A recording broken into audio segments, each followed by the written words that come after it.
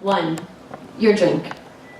Swigs of George Dickel bourbon straight from the bottle. It's August 23rd, 2005, just before midnight, and you're at a Clarky Kegger in the southwest Portland Hills. And you feel like you don't belong here because everyone is like way preppier than anyone you'd normally choose to party with. Or maybe because you are uncomfortably high on speedy stepped-on blow, and your mouth feels like fucking sand, and you think beer is gross, and all you have to drink is this bottle of George Dickel bourbon. But Kyle drove you and your boyfriend, who is from Texas and smokes like actually way too much weed, and subscribes to way too many newsletters about chemtrails, as if one wasn't already too many, and who you should never have dated in the first place because he doesn't really like you either. And because you found a bloody molar on the floor behind the toilet in the bathroom of the place on Woodstock he just moved into last week, and no one else who lives there knows anything about anyone losing a tooth in their house. And you check, and all his housemates' mouths are still full of teeth. So you ask them about the bloody tooth you touched with the actual bare flesh of your hand, and they shrug, as if housemates' girlfriends find errant teeth on the floor behind their toilet all the time.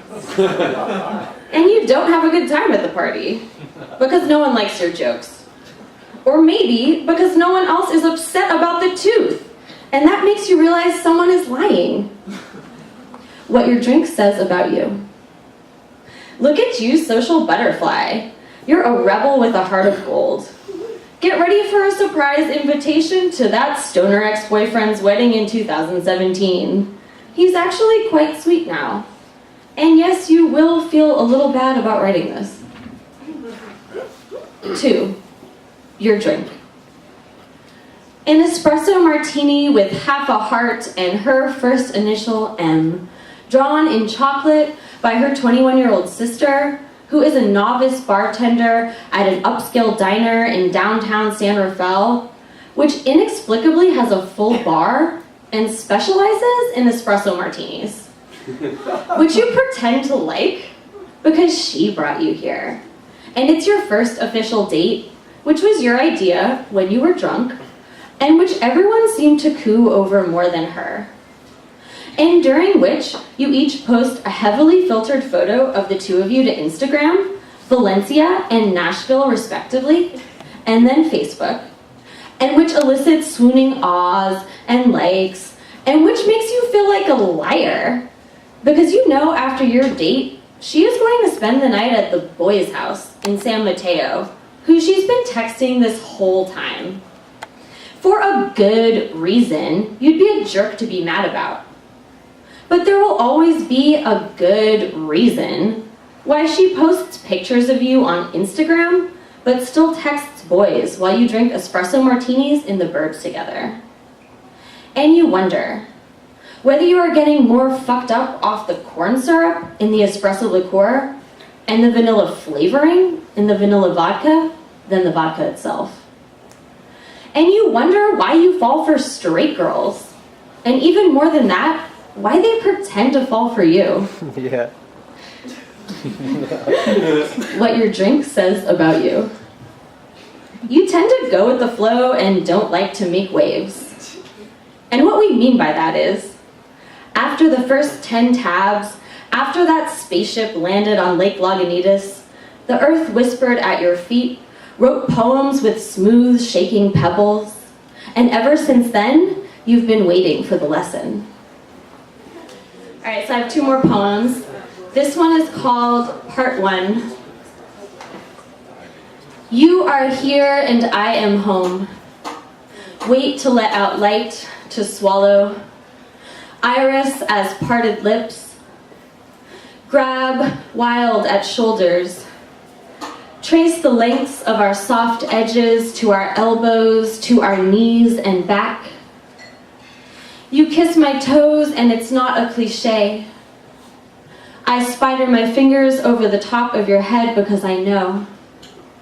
As far as I can tell, your mouth appeared one evening in front of me at a brewery in Fruitvale. Between train tracks and wailing and beams and breath and breath. As far as you can tell, I grew at your feet. When you are waiting and don't realize. You turn over wet stones in my palms, capture the writhe underneath. I turned myself into a whisper because I thought I was a ghost. 3 a.m., 4 p.m., 7:30 a.m. Pacific sunset, stroke of midnight, 11:11. You feel the moon, tell me I am the tide. We tie our wrists with ribbons, cut them free.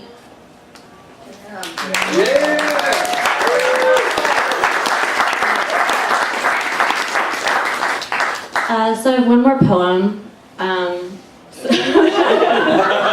right, I get it. Dramatic. Okay, so as a lot of us know, tomorrow is the first anniversary of the Ghost Ship Fire, where we lost 36 of our friends, 2 of whom were my friends, and one of whom was my best friend of 25 years, Chelsea Faith Dolan. So this poem is for her. Faith. I build a monument to you every morning. From petals and rose quartz, from sequins and neon, your songs, my bruised pulse, with paper hands. I found a single bud of dry weed wrapped in a white wrinkled cocktail napkin tucked into the zipper pocket of your gold purse. I planted it under silt, still wet from creek water, still smelling of rot, still blinking. Recited your lost numbers over the seed like a plea. You live on my left thigh. You are made of disco balls. You are made of Gerbera daisies, the red ones you tucked behind your ear. You are made of roller skates. You are made of cashew cheese. You are made of mimosas. You are the hot coiled dawn after the party, our caked glitter eyes never adjusting to day. You are the bell sound of my name in your throat. You are the bacteria to my gutless marine worm, the lungs we both breathe with, the bullet lodged in my brain. Thank you.